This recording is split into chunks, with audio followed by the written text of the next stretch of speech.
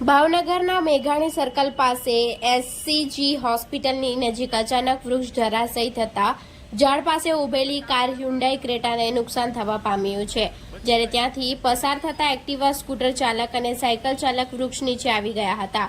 જોકે કોઈપણ પ્રકારની જાનહાનિ થઈ ન હતી. જોકે વૃક્ષ ધરાશયી થતા રસ્તો બંધ થઈ ગયો હતો અને આજુબાજુના રહીશો ભેગા થઈ ગયા હતા. Reporter Anwar Laxmidhar, Gujarat crime news, Bhavnagar.